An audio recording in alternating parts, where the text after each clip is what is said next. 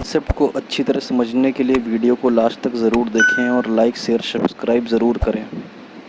Statistical quality control SQC, ये एक ही बात है कि इसे चाहे स्टैटिस्टिकल क्वालिटी कंट्रोल कहा जाए या SQC कहा जाए। ये क्वालिटी मैनेजमेंट का एक इम्पॉर्टेंट टॉपिक है। इसमें हम क्या करते हैं, इसमें हम किसी प्रोडक्ट की क्वालिटी को कंट्रोल करते हैं, ठीक है। और बहुत ज़रूरी टॉपिक है, ये बहुत इंपॉर्टेंट टॉपिक है और इस पर जो है थ्योरेटिकल क्वेश्चंस भी फार्मा एक्सेट्रा में पूछे जाते हैं और भी नेटवर्क में भी पूछे जाते हैं, ठीक है। तो क्या है कि यहाँ पर देखिए हमें क्वालिटी को मेंटेन करना है, ठीक। अब एक चीज़ आप समझ रहे हैं कि आप जब भी कोई प्रोडक्ट परचेज करने जाते हैं तो आपके दिमाग में एक चीज़ ये आती है कि हम जो है ब्रांडेड सामान ले लें, ब्रांडेड आइटम ले लें तो वो हमें ज़्यादा सूट करेगा। क्यों?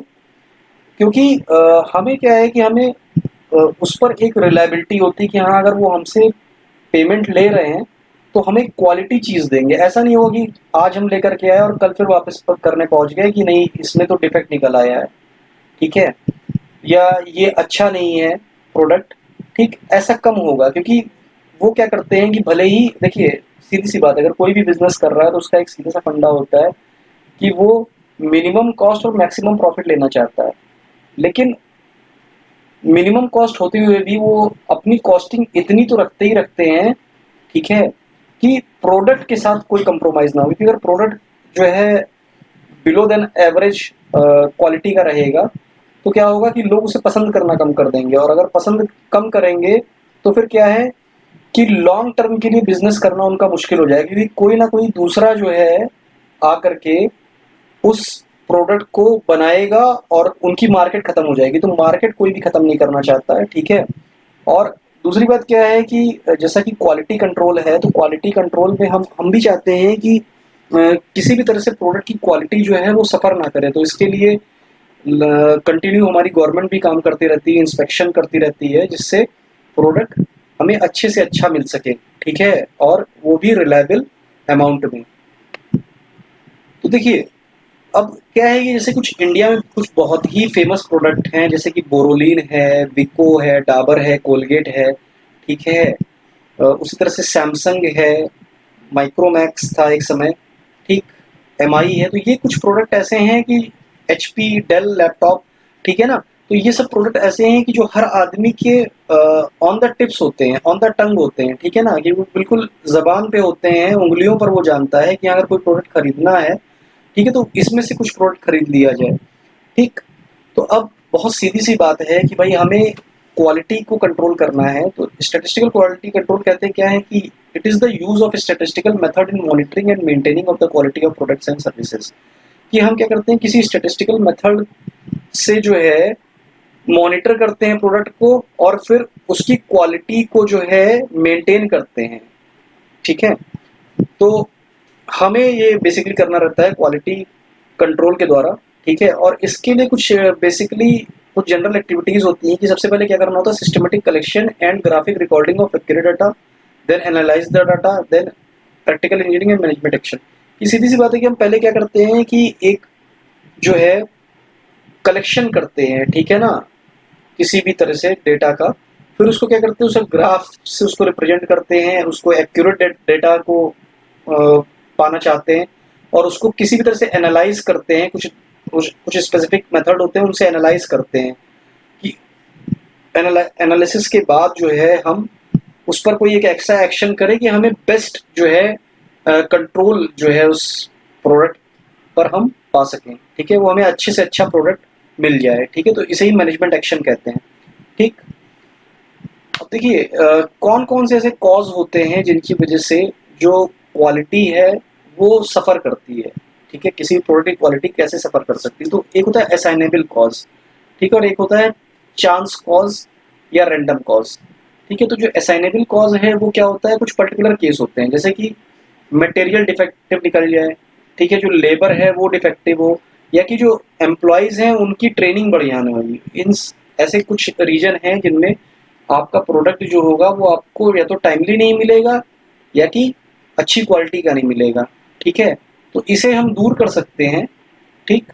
इसी तरह से कुछ होता है कि चांस कॉजेज या रैंडम कॉजेज। देखिए ये नेचुरल कॉज होते हैं, ठीक है, जैसे कि मशीन में फ्रिक्शन आ जाना। तो अब अगर मशीन में फ्रिक्शन आ गया तो वो क्या होगा कि उसका जो है वर्किंग जो है वो उतनी सही नहीं रह जाएगी। या कि कुछ एटमॉस्फेरिक कंडीशंस की, जैसे कि बहुत गर्मी का पड़ना या बहुत ज़्यादा ठंड का होना, उसमें भी क्या है कि प्रोडक्ट सफ़र करेगा, ठीक है, क्योंकि बहुत ज़्यादा गर्म होने पर भी जो है वो प्रोडक्ट की जो आउटपुट है वो उतना बढ़िया से नहीं मिल सकता। तो उसके लिए भी हम क्या कर सकते हैं कि जैसे कि अगर मशीन में फ्रिक्शन आया तो हम क्या करें, लुब्रिकेंट डाल दें। अगर एटमॉस्फेयर जो है उतना बढ़िया नहीं है तो उसके लिए हम जो है अपने एम्प्लॉयज़ को थोड़ा सा किसी तरह से मैनेज कर सकते हैं कि उन्हें या तो कुछ बोनस दें, या जैसे कि बहुत गर्मी है तो कुछ फैन, कूलर, एसी टाइप का उनको प्रोवाइड कर दें, ठीक है। तो ये सारी चीज़ें क्या हैं कि एटमॉस्फेरिक कंडीशंस के लिए सुटेबल हो सकती है। बहुत ठंड में जैसे कि हीटर जैसा कुछ जो है प्रोवाइड किया जाए, ठीक है।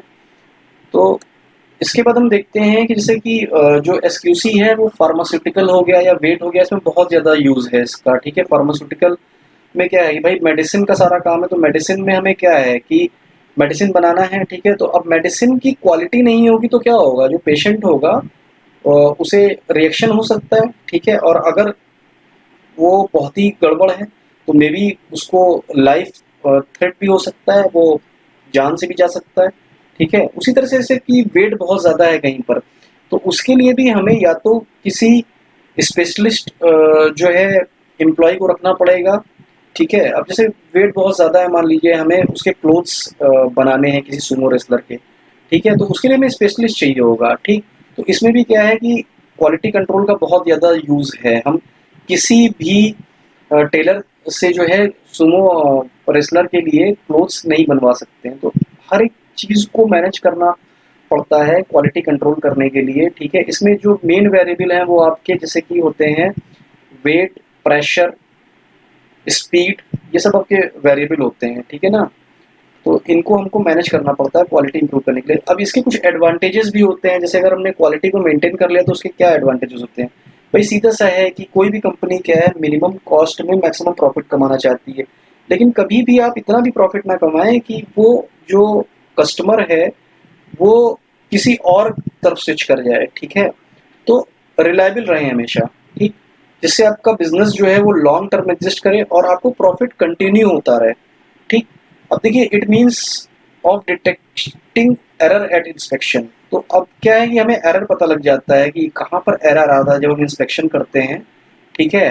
तो ये एक एसक्यूसी का बहुत बड़ा एडवांटेज है। उसी तरह से जो प्रोडक्ट है उसकी यूनिफॉर्म क्वालिटी मिलनी शुरू हो जाती है, ठीक है। यहाँ पर क्या है कि कस्टमर से एक रिलेशनशिप बन जाता है, कस्टमर कहीं और मूव नहीं करता है, ठीक है। और ये क्या है कि इंस्पेक्शन कॉस्ट भी आपकी कम कर देता है, ठीक। इसी तरह से जो मटेरियल है वो रिजेक्ट नहीं होता है, जिससे मटेरियल कम लगता है और कॉस्ट बच जाती है, ठीक है। उसी तरह से कुछ स्पेसिफिकेशन भी मिलते हैं। यहाँ पर जो बॉटलनेक होते हैं और जो ट्रबल स्पॉट होते हैं ये कम हो जाते हैं, जो लूप होल्स हैं वो कम हो जाते हैं, ठीक है।